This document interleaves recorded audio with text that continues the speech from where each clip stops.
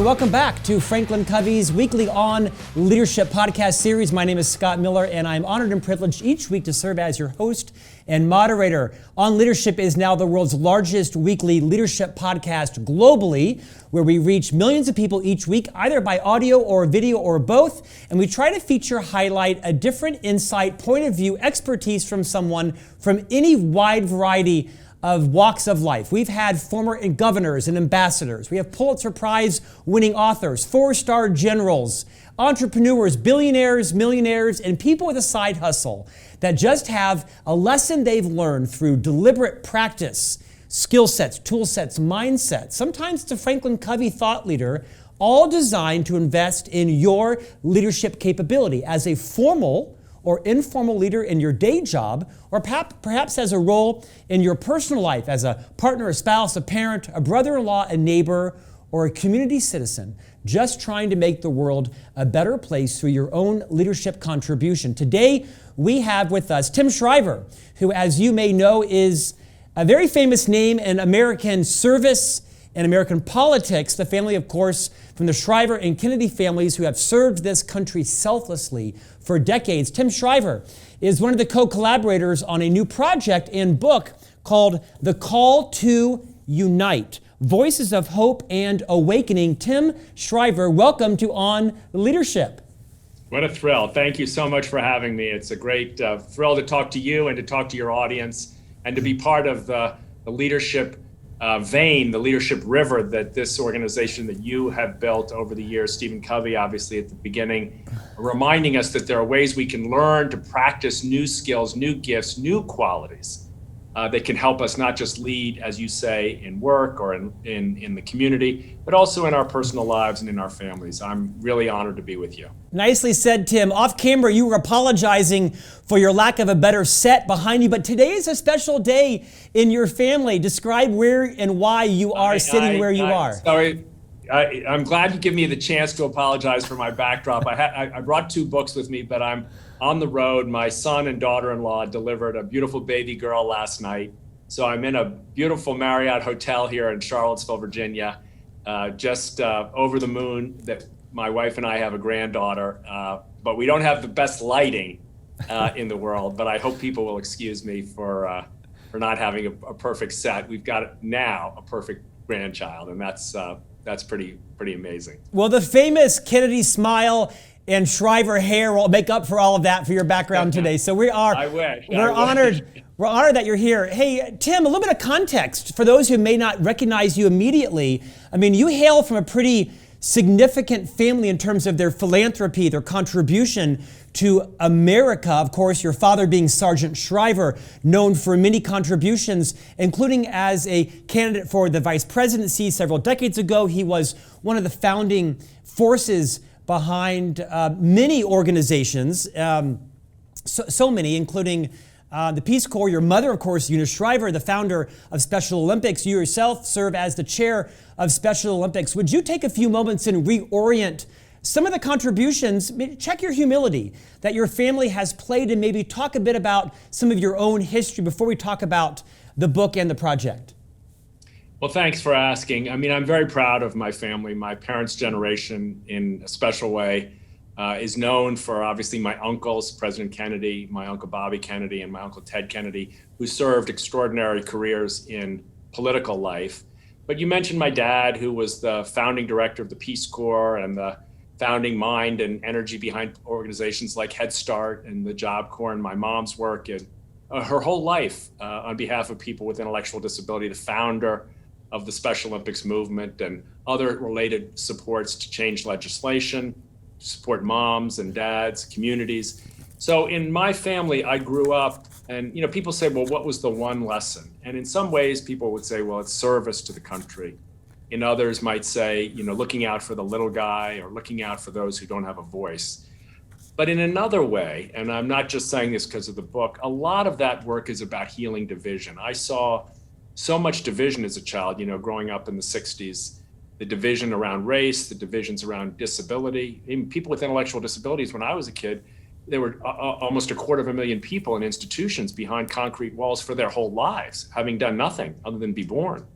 So division was and is a source of great pain. Tony Robbins in our book says, separation equals suffering. My family, I'm very proud to say, when we've been at our best, and still my brothers and my sister, in very powerful ways, we're trained to see beyond division, to try to heal it. And when we saw separation, to try to bring people together. And when we saw the pain, even the separation of death and grief, to try to console and be supportive to one another. This is work that I am super proud to be a part of the legacy of. I've played in most respects a much, much smaller role than my parents' generation, but it's been a privilege to be a part of the Special Olympics movement for 20 years. You want lessons on leadership. I mean, my God, I have had, outside of FranklinCovey, the best training in the world from the athletes of Special Olympics and their families. Tim, thank you for the plug. You mentioned your sister, of course, the famed journalist, author, and I believe now even publisher, Maria Shriver, known to many. My publisher. This is the first book of her imprint. That's right. She's launched a new imprint called The Open Field, drawn from the famous mystic Rumi. I'll meet you at the open field, a place beyond wrongdoing and right doing. Maybe does that sound like leadership? It actually is. So I'm super proud. Maria writes the epilogue to this book, is the publisher of the book, and it gave us in COVID, one of the small blessings of COVID was that we got, for the first time really, to work on a project together for the better part of a year. And I couldn't have asked for a better partner and a better best friend than my sister. Arguably one of the most abundant people in the nation. Tim, let's talk about the book. You are a co-editor, co-collaborator. We'll talk about the collection of stories and the purpose of the book in a moment here. But the book really flows from a bigger project, this idea around the call to unite. Will you maybe rewind for our viewers and listeners how this initiative came together? It's both been some television programming and is a movement now. Talk us through that, and we'll talk a little bit about some of the collection of insights and stories that have come now from the book that has just been released in the last several weeks. So it's a kind of an old story in a way. We were, as a country, as a planet, bleeding division a year ago, worried about the future of our respective countries, our international agreements in the United States, the stability of our democracy. Would one side prevail or the other side prevail? And if one did, could we hold together?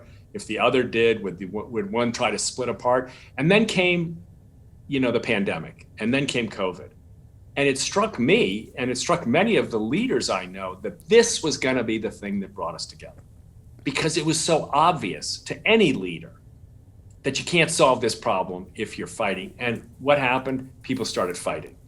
And our political voices, and in many respects, not all, but in many respects, our media voices just kept at the outrage and hatred industrial complex. And our little team was like, oh my God, we can't let this happen. Let's call people up and say, answer a different call. Tell us how we can unite. And at the beginning, it was just a few phone calls, but then some really influential people said, yeah, let's do this. Oprah said yes. President Bush said yes. Amy Grant said yes. Elizabeth Gilbert said yes. Julia Roberts said yes. And before you knew it, we had a global 25 hours of video, everything from Special Olympics athletes and people who are drawing out the lessons from solitary confinement, having been in prison, homeless women sharing their stories, and some of the most esteemed scholars in the world who have mediated conflicts in places like South Africa or Northern Ireland, where war has ended and peace has begun. The people from those places said, yes, this is the time to teach the lessons of uniting.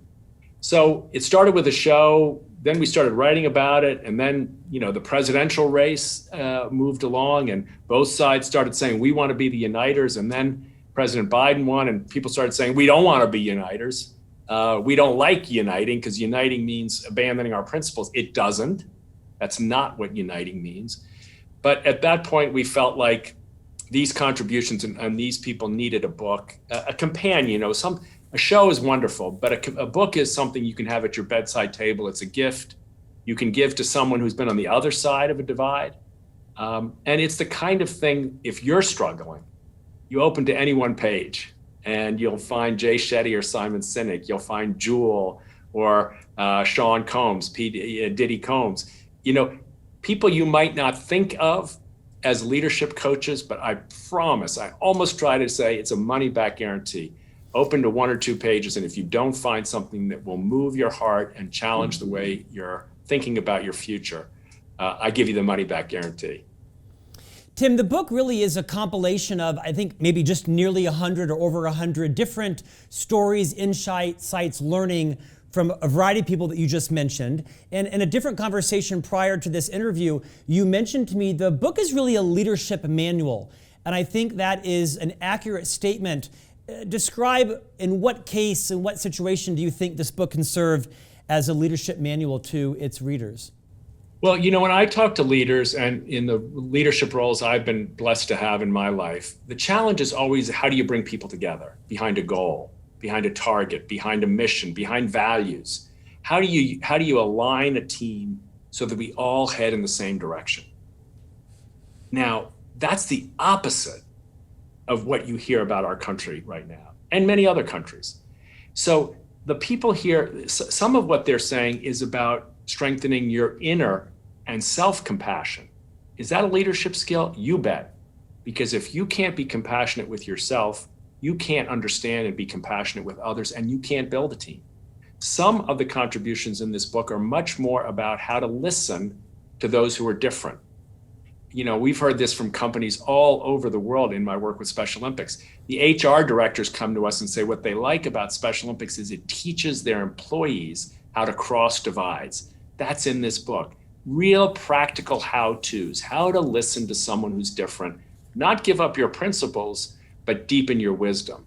And the third thing that's in this book that I think is very important for leaders is how to shape a call to action. What are the ways in which together, across divides, with compassion, we can mobilize toward a goal? Now, if you take those 3 things, a little bit of inner work, a little bit of relational work, and a strong target, and you can mobilize those in your own life, what we heard from Donna Hicks, she'd worked with people who had been formerly enemy combatants, whose families had been killed by one another. So these are real pained conversations. And she taught them the principles of dignity, that no matter what your disagreements are, you cannot and should not violate the dignity of the other, because the dignity of the other is something that is given. And after working over months and years with these people, they would come back to her and say that dignity work not only helped save their country, but often they would say, saved my family, saved my marriage. So some of this is leadership on the grand scale, but some of it is just the basics of leadership, emotional leadership, relational leadership, task leadership, all wrapped in a ribbon that you can use. In this book, I hope people will be buying it in 10 years. I'm not saying that because it's mine. It's not mine. I just edited it. I'm saying it because the wisdom is so strong here, and the vision for what we can become so powerful that I think people will trust all these good friends that you haven't met yet to be your companion in leadership for a long time to come. Tim, I think one of the greatest contributions that connectors like yourself can provide readers and listeners is access to influential minds, right? Powerful people who are in a position that have a bully pulpit that can share with others that may have less of a voice or less of an audience, to pull them together and to unite their voices and provide that information. I think the book does that. It's a beautiful compilation of people across the broad political landscape, right? And this book is not a left book, it's not a right book, it's a book about really uniting in the midst of unprecedented change and challenge in this pandemic. There are heartwarming stories, there are sobering stories, there are inspirational stories. I think one of my favorite contributions comes from Eckhart Tolle. And his chapter, if you will, his passage is called "Awakening Comes When Chaos Breaks In." I'm gonna feed you a couple of thoughts and ask you if you'll maybe riff on those. Eckhart Tolle, of course, is a best-selling author, renowned sort of spiritual advisor to countless millions around the world. He writes that when order is in your life, you are able to think positively. You're able to create, you have structure. We all want to live in an ordered universe where everything is working as it should. But we tend to forget there is not just order in this world. There is the other polarity, which we could call disorder, disruption, even chaos. This is our life the last year. And it says, and disorder is necessary. Real inner growth comes usually when things are not going well. That's not where awakening happens. Awakening comes when chaos breaks into your life, when you're out of your comfort zone. Now, those are great words on a page.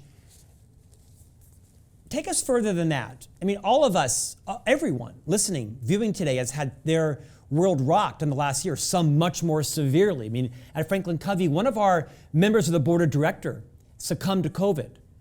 One of our dear colleagues' brother succumbed to COVID. We've had several of our own associates intubated in the hospital. They recovered. We've lost very few, if any, jobs at FranklinCovey due to the commitment of our leadership and CEO. We're a big family globally, but all of us are now trying to thrive in chaos. How do we do that? Well, I think Eckhart Tolle has tough medicine for us, right? No one looks for disorder. I think what he's trying to remind us is that when it comes, don't waste it. Let it challenge you to find the part of you that you have maybe missed because you've been in a stable situation, if we can ever be in stable situations anymore. You know, it's related in a way to what Bishop T.D. Jakes says in the book. He said, pain always leaves a gift. He doesn't say pain is a gift. He says it leaves one behind. I think that's what Eckhart is teaching here, that I think one of the big questions for right now is, what has the pandemic taught you? I've asked everybody that. You can't believe the beautiful answers I get. Almost everyone reminding, almost universally saying something about what they've learned about themselves and their families. Now, I think that's what Eckhart's saying. In chaos, when the boundaries are broken, when you can't know what to expect next, you start to maybe find what you really need most. And maybe you thought you needed that Starbucks every day, or maybe you thought you needed that parking place at work, or maybe you thought you needed that particular desk at the office. And now you realize, man, I didn't need that.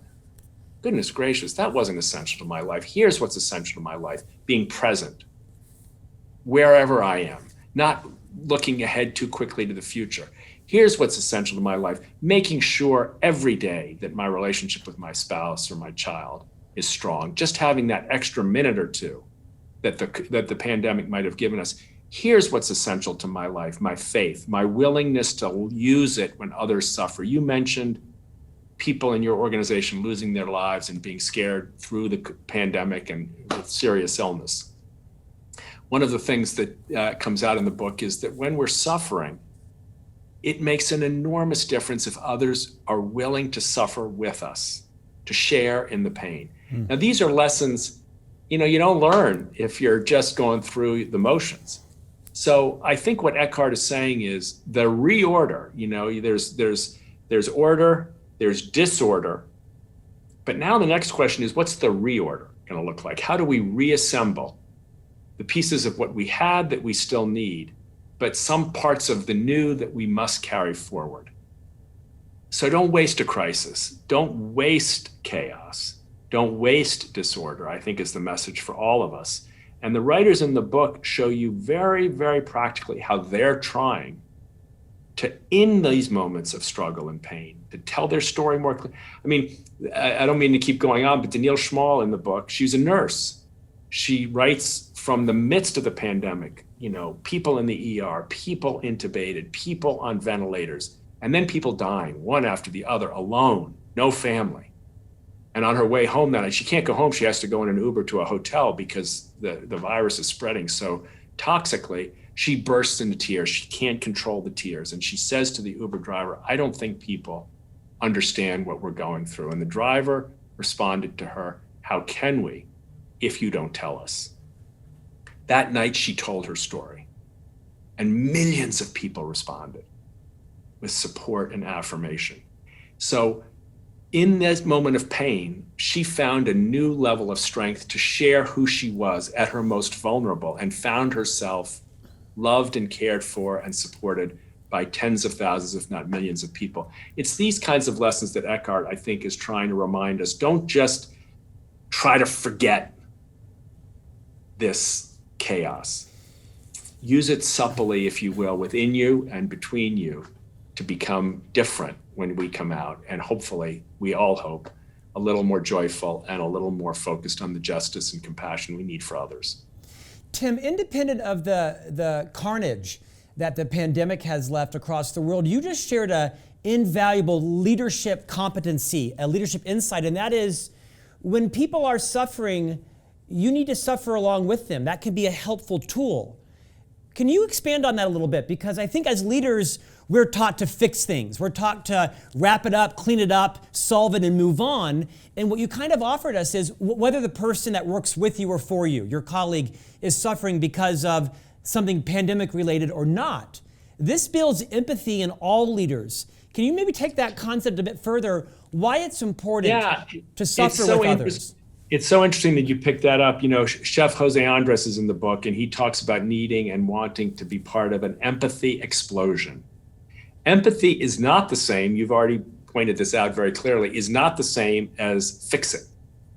And many people in leadership positions are trained to solve problems for other people or tell other people what to do. Great gift, don't get me wrong. It's needed in organizations, big and small, it's needed in families. But there's another gift, and you got to know when to code switch on this one. Sometimes people don't need you to solve their problem. They need you to understand them. And that's when you have to tune out of your problem-solving mind and into your empathy, your listening mind. Dr. Rita Walker gives very good advice on this. Nice little how-to. Practice ABCs when you're in this mode, in the empathy mode, in the solidarity mode. Assume you can help, A. B, be a good listener. And we all know what that means. It means not trying to argue or trying to one-up the person, just letting the person know you're hearing them. That's B. And C, the hard one, cancel judgment. Now, so many times people will say, oh, you're just dealing with, oh, well, you know, you shouldn't be sad. Wait a minute, I shouldn't be sad. Why shouldn't I? You know, already we're in tension. But if I'm sad and I'm sharing it with you, you don't judge me. You just let me know you hear me. Oh, thank you. The relationship strengthens, the healing begins, and an opening to a much more productive future is possible. So, you know, some of these things we've heard over and over again in leadership training over many generations, but some of them are quite new to this moment.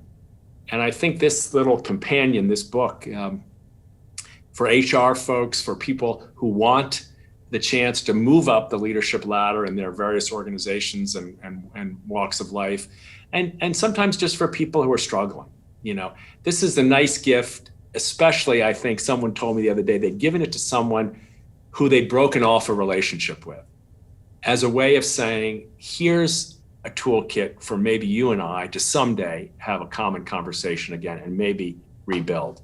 I think this point you're making here, this solidarity, not in fighting about what we don't agree on, but just being present and supportive to one another in our struggles is a good place to start. Hey, Tim, if this Shriver-Kennedy connection you claim to have doesn't pan out for you, FranklinCovey has a spot for you as a leadership consultant. I'm so into it. You know, I learned all this from the athletes of Special Olympics. I mean, honestly, this whole book is a tribute to them in some ways. Yeah. You know, there's so much we can learn in unlikely places about what leadership is all about, what inclusion is about, and what the future that our post-COVID world, hopefully very soon, will be about. I'm bullish. You know, the world looks through one lens, very grim, very divided, very toxic, very hostile, very unjust. It is all those things in some respects, but it is also hungering for hope and awakening and unity, and I'm betting on that. Well, I think it's fair to say that globally, if the pandemic has offered anything as a silver lining, and that's not said lightly, right, I use the word carnage that's taken place, I think all of us are reassessing our values and what's important to us. I was on the phone yesterday with a Jordanian who lives in Kuwait, and he was prepping me for a keynote I'm giving in Saudi Arabia. And he was talking about the shift in values in the Middle East of his clients and his families and friends. It's a universal gift in many ways that those of us who have been fortunate to survive can find. Tim, you mentioned T.D. Jakes and Oprah and Julia Roberts and P. Diddy and Jewel and Amy Grant and Van Jones and so many others, hundreds of people that have contributed, Sir Ken Robinson, Naomi, Judd, and others. What are one or two of your favorite contributions? I know our time is tight. You'd like to expand on. It's so hard to answer that. In some ways, I've been talking to some of the contributors to the book, and whatever is most recent feels like most powerful. Right. I got a chance to talk yesterday for an hour to Bishop Jakes. It was amazing. The day before, I was talking to Jewel. She was amazing. I've talked offline to Oprah. She has this beautiful selection about a country having an inner life and inviting us to see. And, companies have inner lives. Look at the inner life of your whole organization, not just of your own.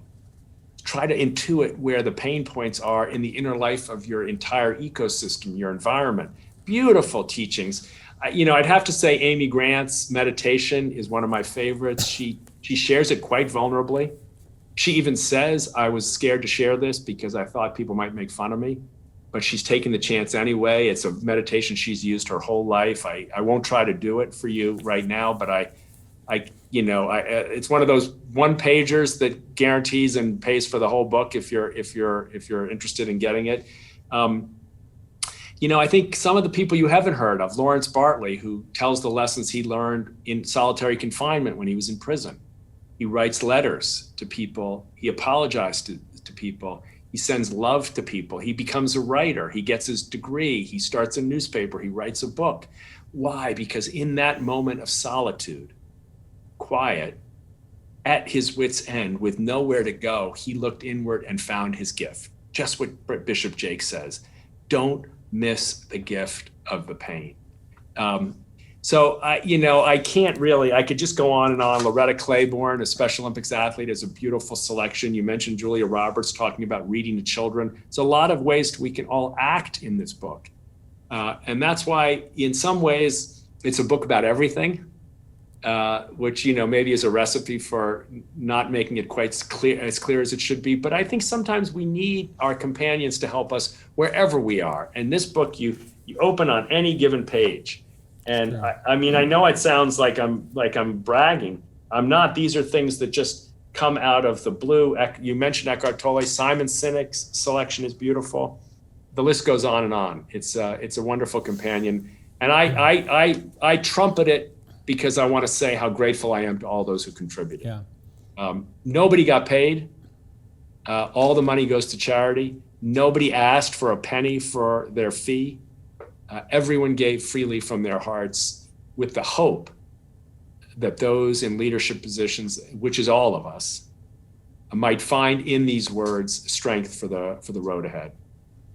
Tim, let's conclude by revisiting a theme we opened with, which is the book, The Call to Unite, is a leadership manual. You mentioned Simon Sinek. I want to recap a bit of his contribution. Of course, Simon Sinek, the author of multiple books, including Start With Why and The Infinite Game. He writes that, and this again is not news to anyone, right? This is just one of those concepts that we need to hear as leaders in our families, in our communities, in our companies over and over again. Human beings are not strong by ourselves.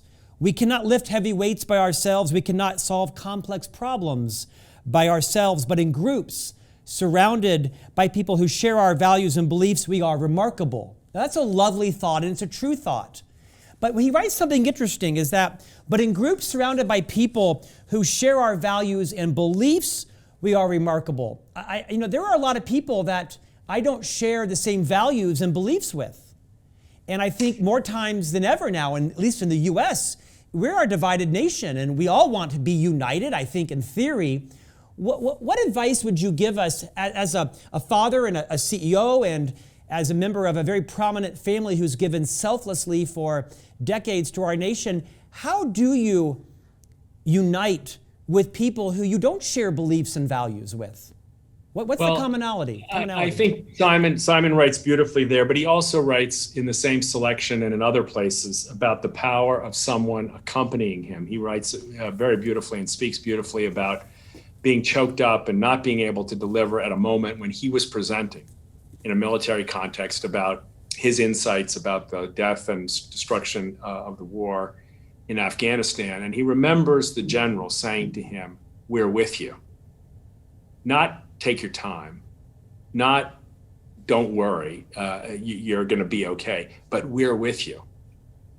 There are moments when, across many divides of values and beliefs, and I'm not saying we don't have them, and I'm certainly not saying we'll stop having differences of opinion. We should have differences of opinion. Uniting is not about ending differences of opinion. It's about adding one more opinion to your toolkit, and that is the opinion of dignity and support for the other person's dignity. Now, in that moment Simon describes, he may not have had all the same principles and beliefs as those generals in the room. Maybe he did, I don't know. But what he did have was a sense in which they cared and were there for him. And with that, anything can happen. All of our beliefs and all of our principles now become open pathways to communication and hopefully to change. We don't change people by condemning them. We don't change people by contempt and outrage and hatred. We change people, we release people to change by giving them their dignity and letting them know it's safe to change. Every good leader knows that. You want to make sure your employee doesn't change, your colleague doesn't change, put them in a corner. That's what we're doing culturally, finding people we disagree with and stick them in the corner and then throw everything we got at them. That's not going to change people. So differences exist, but the pathway to healing and transformation and team building, which is what we need to solve big problems, what leaders need to solve big problems, that pathway has to be different than the one we've used in the past. And you've got a lot of books behind you, and they're all wonderful, I'm sure. The beauty of this book is that it assembles for you across multiple different perspectives, the snippets and insights from many different people. Yep. Some you may need today, some tomorrow, some months and years from now. They're here for you as friends you might not know, but are ready to help in your moment of need. Tim Shriver, new grandfather, brother to the new publisher and less famous sister, Maria Shriver, and co-collaborator and editor on the new book, The Call to Unite, Voices of Hope and Awakening. Thank you for joining us. Get back to your son and daughter-in-law and new grandbaby, and we wish you the best of success on launching the book and really this campaign, right? This momentum of letting us all be a little more patient. Encourage people to come to unite.us, and I hope we can continue to collaborate with you folks and the extraordinary work you do to help us all become leaders in our own lives and in our own walks of life. Thank you. Tim Shriver, thank you for your time. And thank you, in Tim's words, it is a leadership manual, The Call to Unite. Pick up a copy and follow Tim on the social platforms as well. And we will see you back here next week for a new guest on leadership.